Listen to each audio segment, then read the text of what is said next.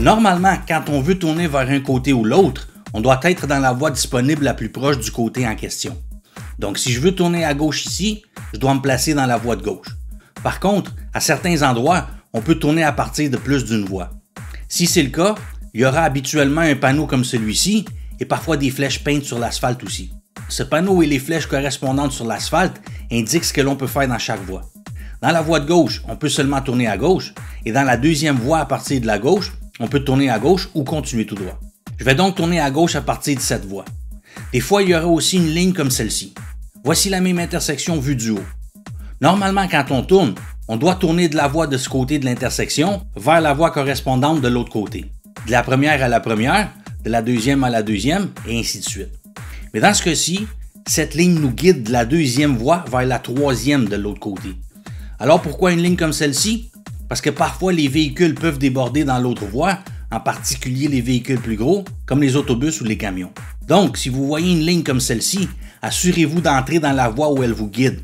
Aussi, si vous avez une flèche comme celle-ci sur le feu de signalisation, ce qui signifie que l'on peut juste continuer tout droit, assurez-vous d'attendre la lumière appropriée pour tourner. Comme vous pouvez voir, parce que le véhicule à ma gauche est gros, il y a une remorque en plus, vous pouvez voir un exemple de ce que j'expliquais. À certaines intersections, il y a une lumière prioritaire pour tourner à gauche. Lorsque de gros véhicules comme des camions ou des autobus tournent à gauche sur ce genre de lumière, ils peuvent la cacher. Comme ici, la lumière pourrait être devenue jaune ou même rouge pendant que le camion est encore devant elle. Assurez-vous donc de voir la lumière avant d'entrer dans l'intersection. C'est le cas pour tout véhicule qui est plus gros que la normale. Dans les cas précédents, vous avez peut-être remarqué que la lumière pour tourner à gauche était à hauteur moyenne. Dans certains cas, elle peut être plus élevée, mais les véhicules plus hauts vont la cacher de toute façon. Donc assurez-vous toujours de la voir avant d'entrer dans l'intersection. Aux endroits où on est autorisé à avancer dans l'intersection en attendant de tourner à gauche au feu vert, on doit essayer d'avancer en ligne droite autant que possible, de sorte à ne pas bloquer la voie du côté opposé en le faisant. Comme dans ce cas ici, le véhicule en face de moi dans la direction opposée attend que le camion devant moi tourne. Alors il s'est avancé pour essayer de voir quelque chose. Le problème est que maintenant le camion a déjà tourné, mais le véhicule en face ne peut pas tourner encore, alors il me bloque. Donc essayez de garder la voiture droite en attendant. S'il y a déjà un véhicule dans l'intersection, je recommande d'attendre derrière la ligne d'arrêt jusqu'à ce que le véhicule en question ait libéré l'intersection avant d'avancer.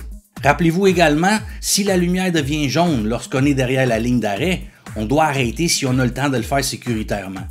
Mais si on est déjà à l'intérieur de l'intersection lorsque la lumière devient jaune ou même rouge, on peut finir notre virage, mais en s'assurant qu'il est sécuritaire de le faire. Quand il y a une voie réservée pour tourner à gauche, on n'a pas besoin d'avancer car on va avoir une lumière prioritaire éventuellement. En plus, on doit s'assurer que la voie dans laquelle on veut aller n'est pas bloquée avant d'entrer dans l'intersection. Par exemple, s'il y a des véhicules arrêtés ici pour une raison quelconque, j'attends derrière la ligne jusqu'à ce que ça débloque.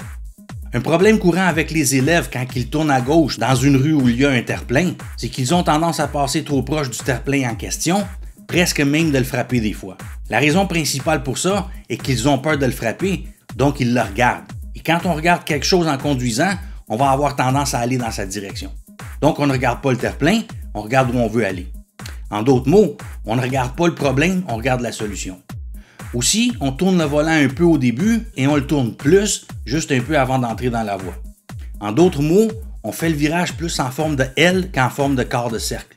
En tournant le volant trop tôt, c'est-à-dire en faisant le virage plus en forme de quart de cercle, on va approcher le terre-plein avec un mauvais angle.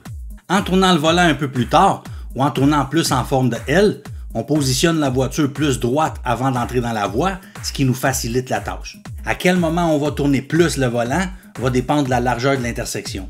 Plus l'intersection est large, plus on va tourner le volant tard. Maintenant, je ne vous donnerai pas de point de référence, car tout ça va varier en fonction de beaucoup de choses, comme la largeur de la rue, la taille du véhicule, notre position actuelle, etc. Et de toute façon, on ne doit pas regarder les points de référence, mais l'endroit où on veut aller. Donc rappelez-vous, regardez la voie dans laquelle vous voulez entrer et pas le terre-plein, tournez légèrement le volant au début et tournez le plus un peu avant d'entrer dans la voie.